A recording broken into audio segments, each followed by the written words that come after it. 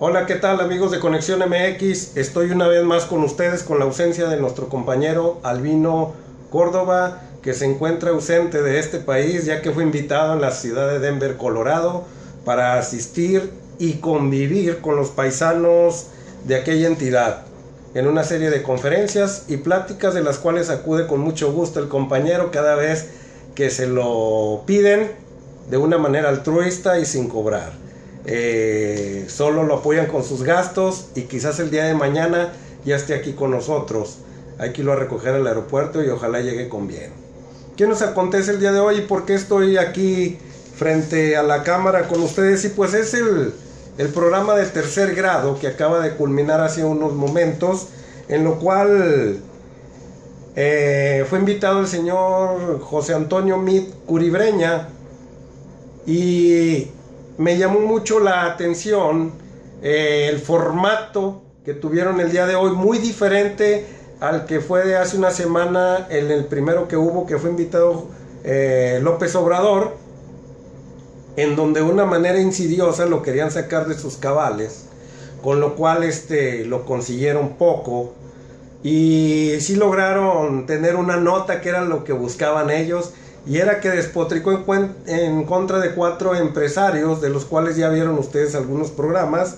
Pero para recordar tantito, del señor Tricio del Ala, el señor Larrea del Grupo Minera México, y de Bayeres del Grupo Peñoles, que también se dedica a las minas, y el Palacio de Hierro, y del otro, el que encabeza esa camarilla de empresarios que se creen dueños de México, así les nombró López Obrador, el señor Alejandro Ramírez, dueño de Cinépolis, de los cines Cinépolis. Y hoy le tocó al señor Curibreña. ¿Quiénes fueron los entrevistadores? El señor Zuckerman, el señor Dóriga, el señor Loret de Mola, Riva Palacio, y estuvo como moderador el señor René Delgado. Pero lo digo entre comillas, los entrevistadores, porque de momento le dieron el papel de entrevistador al señor Curibreña, así estaba en el script. Todo se vio como si fuera ya simulado ahí. Al parecer había un teleprompter o traían un chicharito. Ya sabían las preguntas que iban a hacer, ya sabían lo que iba a responder Curibreña, ya sabían que Curibreña iba a preguntar e iban a responder quiénes. O sea, fue todo armado. Fue una simulación de preguntas y respuestas, en lo cual de repente me sentí cansado, estuvo tedioso, no había nada relevante, hablaban mal de lo mismo, le boleaban los zapatos los mismos actores que se creen analistas políticos. El señor León Zuckerman rayaba en el cinismo de ser un lambebotas. Y pues palabras más, palabras menos. ¿Qué fueron los temas que abordaron que me llamaron la atención? Pues de repente le preguntaron que cómo iba a cerrar esas 3 brechas económicas de México. No quisieron hablar de la palabra pobreza, tal parece que como si fuera un insulto para ellos. Hablaron de las 3, cómo cerrar las 3 brechas económicas de México. Al señor se le ocurre decir que va a llevar gas a los estados del sur para que las industrias crezcan y así puedan combatir y cerrar esa brecha. O sea, le daba miedo decir pobreza, así como lo hicieron en Nuevo León, que cuando llevaron gas, las industrias crecieron y ahorita es un estado pujante. Pero yo le quiero informar, señor Curibreña, que el estado de Nuevo León no ha podido combatir la pobreza. La pobreza sigue peor, con grandes números, y los ricos se hicieron más ricos y los pobres se hicieron más pobres, que es lo que siempre ustedes le han apostado. Quieren llevar gas allá al sur para que los beneficiados sean los ricos. A un pobre, ¿de qué le sirve gas? ¿Qué tiene industrias o qué? Si le dan trabajo en esas industrias, ¿de a cómo es la paga para el campesino? De 800, de a 600, de a 1000 pesos. ¿Van a salir de pobre con esas cantidades como en Nuevo León? Sabemos que trae entre manos, señor. Y a nosotros no nos miente. Quiere llevarle gas a los ricos para que sean más ricos. y no para cerrar esa brecha, sino para distanciarla más, que es lo que pasó en Nuevo León. El señor León Zuckerman, dentro de lo que les platico de lambebotas, este señor termina por informarle que el señor López Obrador escribió un libro hace tiempo en contra del neoliberalismo, a lo cual le dijo León Zuckerman: a lo cual yo estoy a favor del neoliberalismo, señor, así como usted. A mí me gustaría que usted escribiera un libro. A mí me gustaría usted que nos informara acerca más de esto, porque no lo ha hecho. Y el señor López Obrador ya lo hizo. ¿Y usted cuándo? La respuesta ya estaba en el tintero. Y le informó al señor Curibreña que la semana que entra ya sale ese libro sobre el neoliberalismo, explicando todas las bondades de él y cómo México ha crecido, y que él lo escribió. Y cuando le preguntan cómo se va a llamar el libro, el señor nomás titubeó, empezó a ponerse nervioso, y lo único que alcanzó a decir es que la editorial le va a poner el nombre. No es cierto, señor. Cuando las personas escriben un libro, ellos ponen los títulos, las editoriales sugieren cuál de todos van acorde de. Pero cuando yo he visto escritores que todavía no le ponen nombre a su libro que apenas va a salir, lo dicen de una forma segura. Ya propuse varios, estamos negociando la editorial y yo cuál poner de esos. A lo cual el señor Curibreña nomás se puso nervioso. Pues porque no lo escribió él, hombre. Se lo escribieron y le preguntaron porque ya sabían que iba a responder. Otra de las cosas que me causó mucha impresión, tristeza y enojo es cuando le preguntaron sobre la educación, y contestó el señor de una forma tan irresponsable que una persona que está candidato a la República, a la presidencia de la República, no conozca qué significa la educación. Es porque estamos en los suelos. Que tengo un coordinador de campaña que fue el precursor de la reforma educativa y que tampoco sepa ni qué es la educación el señor, porque nunca fueron a la normal, porque nunca dieron clases en una escuela pública y pues desconocen de la problemática real. El señor contestó: gracias a que abrimos el abanico de personajes que pueden dar clases en una escuela, su servidor Antonio Mit Curibreña estudió 2 licenciaturas, una en Economía en el ITAM y otra Abogacía en la UNAM. Y gracias a eso yo puedo dar clases en una escuela primaria o en una secundaria. Señor José Antonio Mit, tal parece que no conoce cuestiones de educación. Tal parece que ir a orientar niños es nada más irse a estudiar una ingeniería, una licenciatura X, y no hay que estudiar normal, donde le enseñan las técnicas de enseñanza, donde aprende a técnicas de enseñanza, cómo lidiar con los niños según su etapa cronológica.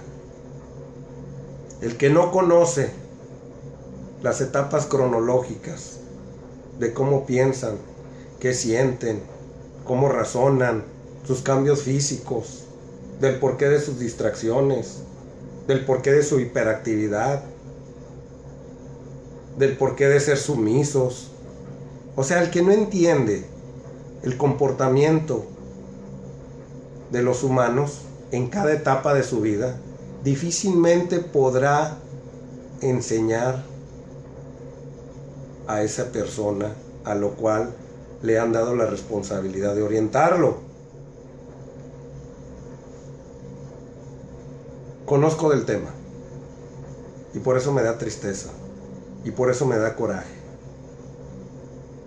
Meter a unos profesores que estudiaron ingeniería para dar matemáticas o estar en una escuela primaria que no saben por qué el niño grita, por qué el niño se calla, por qué el niño se queja, no va a poder orientar. No tiene técnicas de enseñanza. ¿Cómo le hace con un alumno que tiene ciertas carencias? Que su aprendizaje es de tal manera. ¿Qué herramientas tiene? Terminan siendo profesores autoritarios, profesores dictadores, porque no saben de las técnicas de enseñanza, las desconocen totalmente. Así que hizo un crimen con su reforma educativa y con las expresiones que tuvo hoy en día. Hágame usted el favor, persona que nos sigue, si usted le confía en la escuela pública a un ingeniero, a un abogado, a un psicólogo, la enseñanza de su hijo. Los aprendizajes que va a tener van a ser mínimos, porque no van a saber cómo lidiar cuando su hijo va en determinado estado emocional. Lo único que van a hacer es remitirlo, y de una manera autoritaria lo van a someter, pero jamás va a ser entendido ni orientado de la manera adecuada, como si lo hacen los normalistas que fueron educados para ejercer dicha profesión. Qué bonito te ves, señor Uribreña, y decir que el niño es el centro de la educación. ¿Ya le preguntaste a los niños si ya llegó la reforma educativa a su cerebrito, a su escuela? ¿Ya fuiste a las escuelas públicas para verlas en qué condiciones están? Y hago un énfasis en esto porque todos los países que han emergido de el tercer mundo hacia el primer mundo ha sido cuando le han apostado a la educación. Finlandia es uno de ellos. Corea del Sur es uno de ellos. Chile lo está haciendo el día de hoy. China ya lo hizo. Le apostaron a la educación para poder llegar a ese primer mundo. Y usted desconoce todo lo de educación. O sea, no le interesa que este país progrese, por lo visto. Desconoce y hace leyes para tener confundidos a esa juventud. Y que sean el día de mañana los votantes que usted va a comprar con despensas y lavándoles el coco, o atolito con el dedo, como dice el compañero ausente el día de hoy, y seguir estando en el poder. Eso es lo único que hace, es una educación tediosa, cansada y confusa, en pocas palabras. Seguimos con otro tema de este señor, el cual trató y le echó la culpa que los cambios del dólar, la devaluación del peso, es gracias a Andrés Manuel López Obrador. Y ahí entró el señor López Dóriga a ser entrevistado por Antonio Meade. Antonio Meade le pregunta a López Dóriga: ¿qué pasó en el 2006, Dóriga? Ah, no, pues el peso se devaluó cuando Andrés Manuel López iba en primer lugar en las encuestas. ¿Y qué pasó cuando ganó Calderón meses después? Ah, el peso se estabilizó. Oye, Dóriga, y dime qué pasó en el 2012, cuando Obrador iba arriba y Peña Nieto iba abajo en las encuestas. Ah, el peso se devaluó. Y ganó Peña Nieto, ¿y qué pasó? Se estabilizó. ¿Y qué pasó ahora que Delfina iba en primer lugar en el Estado de México? Ah, se devaluó el peso, señor. ¿Y qué pasó cuando ya ganó Del Mazo? Ah, el peso volvió, pero le hace un paréntesis. Le hace un paréntesis. El peso llegó a una estabilidad gracias a que yo estaba en las cuestiones hacendarias y tomé las medidas adecuadas. O sea, se para el cuello el señor. Qué hermoso se ve. Preguntas, preguntador, se vuelve entrevistador, entrevistado, y el señor Dóriga ya sabe qué contestar. Tan viejote el señor. Y se presta para ese tipo de cosas. Y ya para terminar, hay muchas cosas que compartir con ustedes, pero creo que no tiene caso que los esté aburriendo con este señor de Antonio Meade. Y la última fue: si gana López Obrador, no van a tener libertad de prensa ustedes. Mi pregunta es, ¿acaso la tienen ahorita esos 4 que estaban ahí con él? Zuckerman, Dóriga, Loret de Mola, Riva Palacio y el moderador René Delgado. ¿Acaso ellos pueden expresar lo que sienten y piensan? Pues claro que no, están comprados. Le hacen preguntas a modo, se vuelven entrevistados, en todas las mesas de análisis se vuelven unos títeres del sistema. Esa no es libertad de prensa. ¿O a cuál libertad se refiere? ¿A cuál, me pregunto yo? Si cada vez compra uno, compra el otro. El tipo que acaban de correr del Canal 11 y del periódico Universal por haber deseado la muerte a Andrés Manuel López Obrador. Cuando ve uno su currículum, es un señor que ha sido comprado por el sistema toda la vida. Eso es libertad de prensa. Como cuando Carmen Aristegui descubrió la Casa Blanca a través de una investigación periodística y la corrieron por órdenes de ustedes. ¿Qué cree que se nos olvida? Que ahora que descubrieron todo el robo que hizo usted en Sedesol junto con Rosario Robles, que por cierto le preguntaron ahí sobre la estafa maestra, ¿y qué respondió usted? En mi gestión fui analizado por la auditoría de la Federación y la PGR y no encontró nada. Hoy le dieron un premio de periodismo a esas personas que investigaron y son conclusiones factibles, son conclusiones verdaderas, no son suposiciones. No les dieron un premio cacahuatero como los que dan ustedes a los periodistas que se portan a modo. Hoy les dieron un premio por haber investigado la estafa maestra en la cual usted está inmiscuido hasta el día de hoy, y se lava las manos con cloro porque las tiene muy blancas, pero ni con eso se va a poder limpiar su conciencia negra. Se lava las manos diciéndonos que no encontraron nada. Pues si son sus compadres, señor. Al contrario, se metieron a hacerles auditoría a usted para lavar todas las señales que dejó usted. Como iba para candidato el señor, le hicieron el trabajo y muy bien hasta el día de hoy. Pero espérese el 1 de julio. Y el 1 de diciembre que tome poder Andrés Manuel López Obrador. Va a flotar y va a relucir la pus. Va a relucir la pus. Y entre esas va a salir usted, que es a lo que le teme.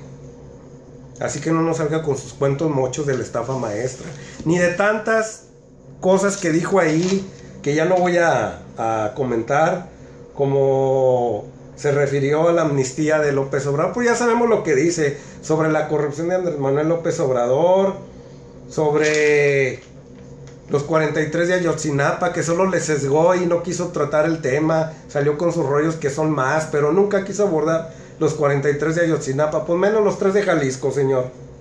No quiso abordar el tema de César Duarte, le sacateó, le preguntaron y se hizo para un lado. Cuando le preguntaron que Andrés Manuel López Obrador ya tenía 4 años en campaña, usted aplaudió y dijo que sí, que lo teníamos mantenido. Yo le pregunto a usted, ¿y cuántos años tiene usted en campaña, señor?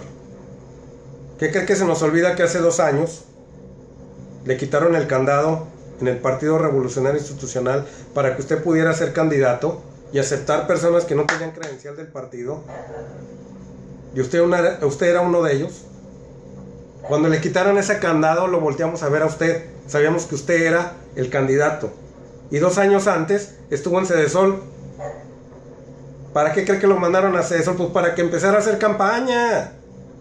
Para que anduviera por todo México. En esa sociedad pobre.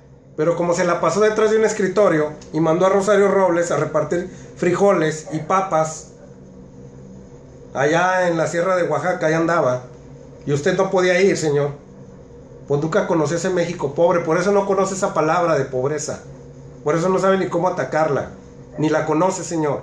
Se ensuciaba sus piecitos. Así que usted también tiene 4 años en campaña, no se nos olvida. Por eso va abajo en las encuestas, porque ya nadie le cree a usted y a su partido. Cada vez que se quiere deslindar de él, más se mete, como dice mucha gente, se sale más para adentro, es lo que sucede. Habló de los precios de garantía, habló sobre... No, esto sí lo quiero hablar.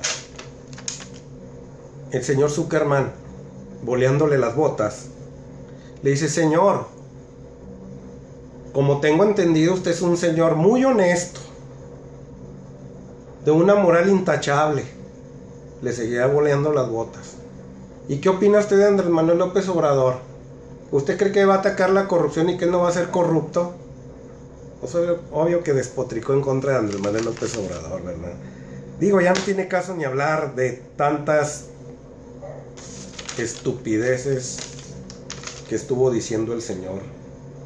En verdad, no conocen la palabra pobreza, no conocen la palabra educación, no sabe cómo se mastica ese chicle. Hablar y hablar y hablar como un robot, sin ni siquiera mover las manos, al grado que le dice López Dóriga: oiga señor, usted habló muy bonito aquí, con mucha contundencia, ¿por qué no lo hace así en cada meeting que va?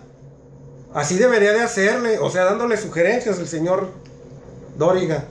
No, yo vi a un señor cuadrado, que tiene mucha sabiduría, ha estudiado, ya ha estado en puestos públicos y sabe decir lo que ha vivido, pero lo dice sin convencimiento, no tiene sentimientos. Repite y repite, repite las cosas, no hace gestos. O sea, no siente lo que dice. Y el López Dóriga aplaudiendo: señor, habló muy bonito, ¿por qué no le hace así en los mítines? Y el otro boleándole las botas. O sea, en verdad, queremos seguir viviendo así. En verdad, esto es lo que buscamos. Eso es libertad de prensa. A eso le llaman. Lo único que quieren es seguir viviendo en ese mundo de cristal ustedes, en ese castillo de cristal, en el cual flotan y no se quieren ensuciar del lodo. Se la pasan por el mundo sin querer hablar de los 70 millones de pobres que tenemos hoy en día. Y le siguen jugando el juego a este sistema que lo único que hace es no tener compromiso alguno. Sigan votando por ellos, sigan creyéndoles en su guerra sucia y seguiremos en las mismas condiciones.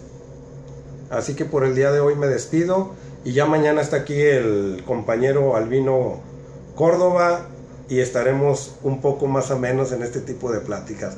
Una disculpa si los aburrí, pero por el día de hoy estas son las condiciones en que nos encontramos. ¡Éxito!